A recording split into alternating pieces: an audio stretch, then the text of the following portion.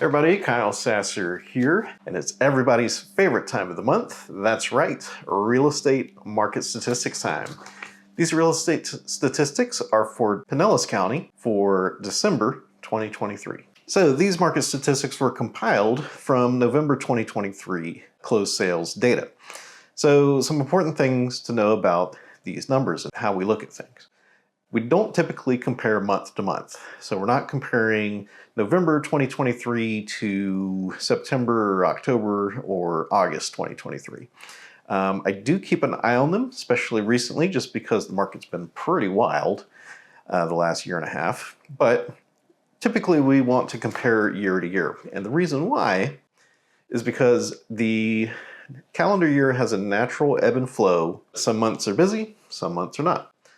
Two examples I can give you is that at the start of the school year, the number of transactions drops pretty dramatically. Obviously, people are more interested in getting settled in to the new routine with school than they are in looking at or purchasing homes. Likewise with wintertime. A lot of people aren't really interested in going out and looking at homes when there is a chill in the air. So if you were to compare month to month, if you look at a chart of this, it shows up every single year like this, just the same shape shows up every year. So typically we compare year to year, so we are mostly comparing November 2023 to November 2022. Now, I am going to touch on a few month-to-month things because I think it's important in the current market, because I don't know if we've ever really had this sort of setup.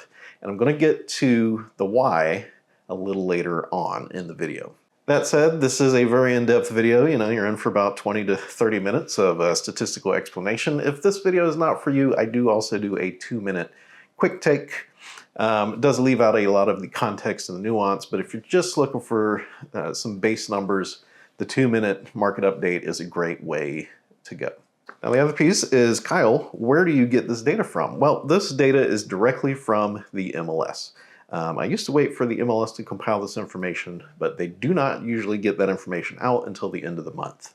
And so I don't get the data until the end of the month. Then I have to do this video, then I have to edit this video, then I have to release this video. And it ended up being that the data was really 30 days old by the time the video came out, so not a lot of use. So I have manually started compiling these reports. You can download this report yourself. There's a link below. You can go to the website. You can download the report there. You can also sign up to be reminded of this report update every month. And of course, you can also, subscribe, bells, all those sorts of things. This data is pulled in the exact same manner that the state and local MLS pulls this data. I just happen to get it in hand 4 weeks ahead of time now. I do usually like to explain the difference between median and average sales price. So if you remember back to your math classes, you have the average and then you have mean, median, mode. Average is swappable with mean if I remember correctly, but getting into the weeds there a little bit. Average, everybody knows. Let's say that you have 5 houses, you add up the price of those 5 houses sold for, you divide it by 5, that gives you the average sales price. Median is a little bit different. Median is, let's say that you have 50 homes that have sold. The median is the point at which there is an equal number of homes that sold for more and an equal number of homes that sold for less. So it is more of the true midpoint of the market. Personally, I always lean a little bit more onto median sales price than average, because average can be swung a lot if there was a significant number of low dollar amount homes sold in that particular month, or if an exceptionally expensive property sold, that can really pull the average sales price up. So like if you have a few, if you have a few like $10 to $15 million properties sell, that can really yank that average sales price up, whereas the median does not move as dramatically. All right, well, let's dive into these Pinellas County numbers. Total number of closed sales is up 5.7% from 630 in November 2022 to 666 in November 2023. Total number of cash sales is up 12.3% from 227 to 255. That's about where it usually hangs out, that 25 to 30% number. Median sales price is up 16.7% from 420,000 to $490,000. That is a new record median sales price. Average sales price is up 28% from $532,898 to $682,169. Median percent of original list price, which is what this is that original asking price whenever the house was initially listed for sale. What is the eventual actual sales price? That's hanging out at 95.7%, which is basically held steady with last year. Median time to contract is down 28.6%. from 28 days to 20 days. So that is a dramatic shortening. Total number of new listings is up 22.2% from 866 to 1,058 homes listed for sale. Total active inventory is up 6.7% compared to last year. That's from 2,102 to 2,243. And doom and gloom section. Foreclosures and short sales are up 350% from 2 to 9. So a little noteworthy that they're at that 9 section there. And, they're kind of getting close to that double-digit thing. So I think that is, a little bit of the economic issues starting to be felt. But again, that is significantly lower than normal market foreclosures and bank-owned properties. Short sales are up an infinite amount. They went from 0 to 1 short sale. Now, I do want to touch on the median sales price here because it has been a bit wobbly the last couple of years. We did, up until June, July 2022, we had a very clear upward trajectory. We were on increase after increase for, I think like 8 years straight. There was a few little blips in there, but nothing that added up to 2 or 3 consecutive months of price decreases. Since June, July, things have been a little wobbly. We basically have 3 to 4 months of one thing and then 3 to 4 months of another thing. So median sales price, remember, we set a new record, $490,000 in November 2023. Previous record was in July 2023 at $484,000. Last year we were at $420,000. And if we look at 2021, we were just under 400,000 at that point. We were at about 380, looks like. I'm going to get into kind of the why we've kind of been on this oscillation back and forth. But for now, just kind of keep that median sales price trajectory in mind. And then we can also tie that with the time on markets or time to contract numbers, which again, we were at 20 days. The previous peak of July 2023 was down to 11 days. So we've pretty much doubled since our last peak. And then last year we were at 28 days. So you can see there, the time to contract has shortened up. And usually those two kind of go together. As median time to contract decreases, median sales price usually increases. Now, I do like to touch on the specific price points because a $400,000 house sells in a little bit different time frame than a $1 million house, primarily because the buyer pool is a lot larger for the $400,000 house compared to the $1 million house. So there was not any home sold under $100,000. $100,000 to $150,000 was down 25% to 3. $150,000 to $200,000 was down 47.1% to 9. $200,000 to $250,000 was down 43.8% to 18. $250,000 to $300,000 was down 12% to 44, and now's when we really start to see in the meat of the housing market. $300,000 to $400,000 was down 18.9% to 142. $400,000 to $600,000 was actually up 12.8% to 220. $600,000 to $1 million was up 17% to 131, and $1 million or more was up 125% to 99. Most of those are going to be higher just because that's where, as the home prices have increased, everything has kind of slid up into a higher price bracket. There was a point in time whenever median home price was decreasing earlier this year and late last year that those numbers really evened out. But now that we have been on a, bouncing around a new positive trajectory, we do have that hard split there again. Median time to contract, pretty much everything is under 20 days, except for $600,000 to $1 million, which is down 14.8% at 23 days, and $1 million or more, which is down 7.1% to 26 days. But everything is hanging around like 15, 18 days. Total number of new listings are actually mostly up compared to last year, which is some good news, with the exception of some of the lower price points. So 200 to 250,000 is down 37.5% to 25. 300 to 400,000 is down 3.3% to 203 new listings. But 250 to 300,000 is actually up 10.7% to 62. 400 to 600,000 is up 28.5% to 352. 600 to 1 million is up 40.6% to 232 homes. And then a million or more is up 61.3% to 171. Meanwhile, when we get to total active inventory at the end of the month, again, we have that split at 400,000. So anything less than 400,000, there was a lot less for sale. And more than 400,000, there was more for sale. So 250 to 300,000 was down 29.2% to 80. 300 to 400,000 was down 16.8% to 385. 400 to 600 was up 10.5% to 706. 600 to a million is up 32.9% to 521 homes for sale. And a million or more was up 26.1% to 522. So those are the real estate market statistics. Thing to really keep in mind here is we are building inventory still, and we have been for a while, but we only sold 666 homes and we listed 1,058 new homes for sale. So that's almost 4 homes added to total active inventory in 1 month. That is significant.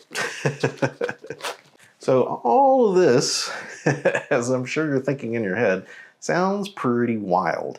How can we be consistently building inventory month after month after month and still setting record home prices despite sales being so low compared to where they were a year or two ago? And effectively, the reason why, so it's a couple things. The main thing to keep in mind, these sales numbers are only based off sold homes.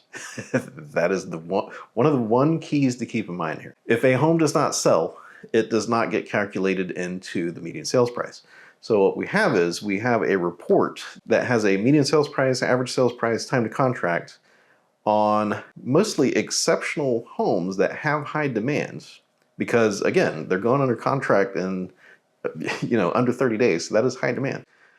So you have a good number of homes that are transacting in short order at very high prices, but then there's a whole other section that is not being accounted for except in the total inventory that is building. Now, if I always like to look at both Hillsborough and Pinellas because they usually track together.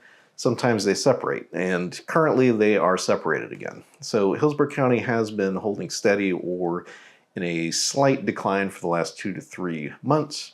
Pinellas County was bouncing around a little bit until this month when it decided to, throw an additional $20,000 on the previous record. I'm curious to see what Pinellas County does next month to see if it holds at this new number or if there is just some statistical anomaly that pulled the median sales price up that far. So that I do like to say that I typically pay more attention to the median sales price than the average, because the median price doesn't move quite so much, but 600 homes in a month is not a lot for Pinellas County. Usually we are selling way more than 1,000. As the total number of closed sales decreases, the median sales price is going to start swinging more and more and more. Not to say that we should discount that $490,000 mark. It's just something we always have to keep the context of in mind. So what am I looking for here? Well, inventory has been building in Pinellas County. We've also been still selling homes despite interest rates being at mid-7s. We even touched 8 there for a little bit in, I think it was October and November, which again is when this sales data is based. These closed sales in November are based off contracts written in October and September, because a contract naturally takes 20 to 45 days usually to work itself out and close. But at the root of the matter here is still inventory being low, even though it's built, inventory being relatively low and demand being highly variable. So what do I mean by that? Well, our number of new listings is still below historic norms for typical number of homes getting listed for sale. While if you look at the number of closed sales, you will see that they do go up and down throughout the course of the year. And my suspicion is that 2023 here and early 2024 is going to mirror late 2022 and early 2023, which is inventory builds, prices start to slide, sellers get nervous, prices come down, and then in the springtime, that is when buyers naturally come back to the market. They're going to chew through the inventory, and then we will see price increases again. That is my suspicion. I'm not going to call it a prediction, but that is seemingly the trajectory that we are on again. That's why I'm a little curious to see what January and February are going to look like. So what does this look like for you if you're thinking about selling a home or if you're thinking about buying a home? Well, I can tell you that anecdotally, my buyers, we have been able to negotiate a ton of great price reductions as well as repairs and just normal things that we would not have been able to negotiate in previous years, from 2019 to 2022. There's not really a lot of negotiating at all. So it does feel currently, for the clients that we're actively helping look for homes, it does feel like winter 2022, which was one of the best buying periods in basically the last 5 to 6 years so far as negotiating price reductions and repairs. My clients that I was able to help find homes during that time, they really were able to capitalize for sure. So if you've been thinking about buying and you have the ability to do so, it is a very good time to look at buying a home. If you're thinking about selling, the good news is we are still very, very, very close to that peak, or in the case of Pinellas County, we actually just set a new peak median sales price. And inventory is still low enough that it is relatively easy to sell if you have the house priced appropriately. It is also possible, if the home is priced incorrectly or if demand dies on a certain area, because that happens. And so as more and more homes come for sale, buyers have a lot more options. So sometimes you will see demand pull away from certain areas.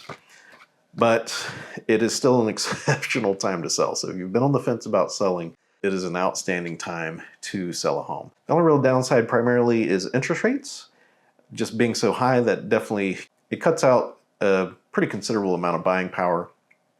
But despite that, we are still selling homes. Things are not impossible. And the truth is interest rates have been ticking down the last few weeks here. The rumblings is that 2024 things will, stabilize, because they have been swinging like 1 or 2% every 3 to 4 months. So 2024, the rumblings are everything's going to, things will stabilize a bit more so far as interest rates. And then we can really start seeing what this market's going to shape up. Because currently, with demand where it's at, and especially with new listings and inventory where it's at, any slight shift in demand is going to have an outsized effect on the market. It's not like it was 10 years ago where we had, 5, 6, 7,000 homes for sale and it was a very clear down market. And it's not like it was a couple years ago where we only had 1,000 homes for sale and there was no getting around a clear upward trajectory. The market is basically shifting back and forth. If you've been watching this video, this has been the story since July 2022. And we still have not stabilized into some sort of market trend. So thank you so much for tuning in. My name is Kyle Sasser, Ashler Home Team. If you would like a copy of this report, link will be down in the description below. Go to the website, download the report. You can also sign out for the newsletter. I send out other fun stuff in that newsletter, so would love to have you join that. If you would like help finding your own great place in Tampa Bay, I would love to help you out. You can reach me at 727-300-2111, or there will be a contact link in the description down below. You can schedule a chat at the time that works best for you. You have some thoughts, questions, concerns? If you would like to dispute some of the conclusions that I have come to with these statistics, I would love to hear what you have to say. Feel free to leave a comment below this video. I'd love to have a conversation with you. And that's me being honest. I'm not actually going to argue with you. I'm always open to having honest conversations. So once again, thank you so much for tuning in. My name is Kyle Sasser, and I will talk to you soon.